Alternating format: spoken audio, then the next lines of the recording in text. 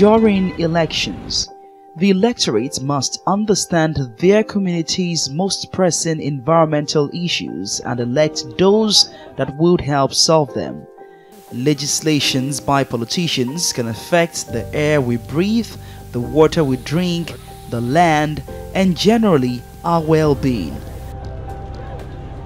On Gree Angle today, we have the presidential candidates of the Young Progressive Party (YPP) and the Providence People's Congress to understand their green agenda for Nigeria.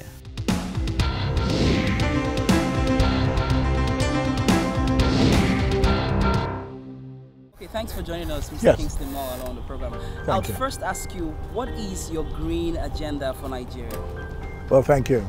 My green agenda for Nigeria is to make sure that we protect our environment and that we focus our economic development goals and plans on the basis of a strategy of renewable, for example, in the power sector, based on a reduction of greenhouse gases and chlorofluorocarbons that damage Nigeria's environment and affect us badly ecologically.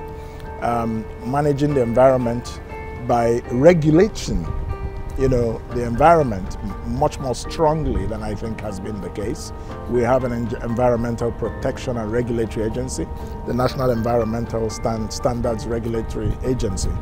But as president, I'm going to give the work of that body very high priority because we haven't seen the kind of effects that we should have seen. My economic agenda is to move Nigeria away from depending on oil towards an economy that is driven by innovation. Absolutely. Talking about not depending on oil, part of that also means that Nigeria must stop gas flaring if they are to be taken seriously. Absolutely. Do you think that can stop if you become the president? Yes. And we're going to have to turn gas into much better and productive use instead of flaring it. Yeah, it's very tough. I know it's tough.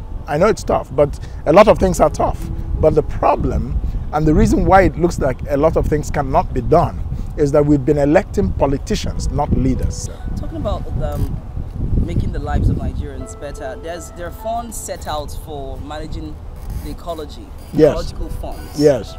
Nobody knows what happens to those funds. They're mismanaged. It's one of those black holes in Nigerian politics. How do you make things different with the governors who are expected to take care of those funds for their particular states? We have to set up a mechanism of transparency for the ecological funds. And just for governance generally, I've said it before, if we're submitting a budget in my presidency to the National Assembly, that budget will undergo forensic audits before it is submitted. So there will be no budget padding. So we have to set up a mechanism to open up environmental funds to scrutiny. What is it used for? Who gets it? It's a mindset problem. If you have the mindset to do the job, you may not achieve everything, to be realistic, but you will achieve a lot of things, and that's progress. Okay, let's talk about our water resources. Yes. And how our people, the fishermen, are suffering. Yes. Because we have foreigners who come and literally scrape our water resources. Yes. This now is gone international. This bringing diplomacy there. How do you manage this? Yeah. Well, of course, I'm an expert in international diplomacy and international law and international treaties. No president does everything. What you do is that you appoint for specific tasks the right kinds of people. Once you have the right types of people who have the knowledge, the competence, and the will to transform those areas, you will find things begin to move. So in the area of water resources and in terms of protecting our national interests, so we have to strengthen our own regulatory agencies, whether in the areas of fisheries or whether, in every aspect of our economic life. We have industries that come to Nigeria. And yes. They provide jobs. Yes. Employment. Yes. But on the other hand, they're destroying the environment. No, environmental. They're exposing our Nigerian workers to toxic, atmosphere spaces while they work. Look at the Ogoni cleanup. Has it happened? Environmental degradation has rendered the Niger Delta poor. So environmental issues are attached to poverty directly. I think that the question of environmental degradation in the Niger Delta has very fundamentally negative impacts.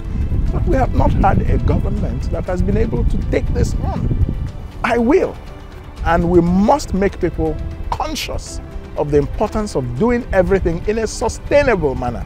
Our development has to be sustainable. There is the problem of the certification in northern Nigeria. Absolutely. And there's a connection between security. Yes, this is also another dimension. And of course, the movement of headers. Yeah. We are going to deal with that at the source. We are going to turn a lot of those deserts in northern Nigeria into farmland through the use of innovative technology in agriculture. Do you think that would be easy? I mean, politics, you be in charge, yes. Do you think that would be very easy? Yeah, so what you do is to engage in participatory governance. You bring the stakeholders in the areas of the northeast or the northwest where these problems are found.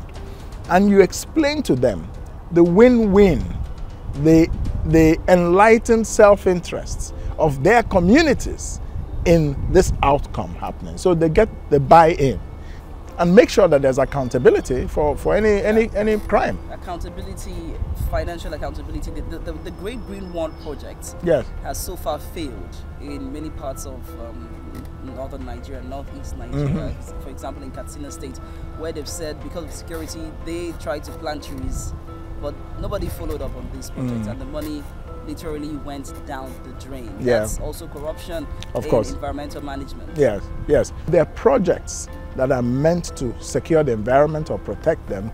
They will be subjected to project management. That means they must be finished on time, they must be finished under budget, and they must be finished according to the right standards. Nigeria has an energy mix, according to these governments. Yes. A mix of nuclear energy. How would you think we should power Nigeria? National grid or mini grids for states? Mini grids for states or regions. That's what I think we should do.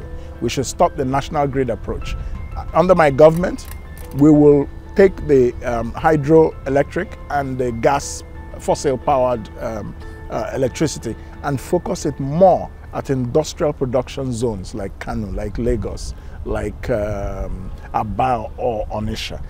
And then we're going to create a market for renewable energy. GMOs? Yes, genetically modified organisms in food. Yeah. What do you think? I'll take a scientific, it's like global warming or climate change. It is supported by science. So as a president, I must take it seriously. You cannot take an ideological approach to things like that. If it is supported by evidence that it's not good for Nigerians, I will follow that evidence. But if it's not supported by evidence, then we have to look at it. Why not? But I think that we can produce enough food for our people, have food security in this country with normal forms of agriculture that benefit from innovation. For example, high-yield seedlings that produce much more over a small acreage. A lot of that innovation is not necessarily GMO type innovation. It's not, and it's safe. So we will go more along those areas. You think Nigerians deserve a healthy environment? Of course they do. It's part of their human rights. It is the part of their human rights. I mean, you know, our environment is God's creation, and we have a responsibility to manage it, you know, to be sustainable for our children and our grandchildren. You can't destroy the earth, either out of ignorance or out of malice or out of poverty or out of greed. I'm going to declare an environmental disaster emergency across this country as president because it is called for. Go across many big cities, waste dumps on the streets. I mean, this is such a hazard. So managing our environment is really going to be a top priority, and people must be re-educated, you know, to understand it. Wildlife conservation. Yes. Nigeria, a lot of Nigerians they need to eat. Yes. They need to kill these animals to yes. eat. Sometimes they are poached for money. Yes. Outside, and our trees are cut down. Yes. For furniture outside Nigeria. Yes. Now you cannot use the need to eat to justify the destruction of wildlife, which should be preserved. You see what I'm saying? You provide alternative sources. The economic vision of my government, which is going to be based on breaking the back of poverty. How do you do that? 3 things. Young people need to have access to education and literacy. People need to have access to skills. We're going to set up skills training centers across the 774 local government areas of Nigeria. The third part is access to finance. If you provide these three things, you are shifting the opportunity towards what is more productive and sustainable rather than what is harmful. People cutting down trees and deforesting the whole environment, or you know, people hunting down, you know, rare species and which need to exist so that we can maintain the right eco-balance in nature. Yeah, and that could help us boost our eco-tourism potentials. Exactly. If we keep what we have properly and manage it properly, we can make money from it by bringing tourists to come and look at those things. But we manage them well. We leave things in nature. You must manage things in the modern world. You must find a way of using what we have to earn money.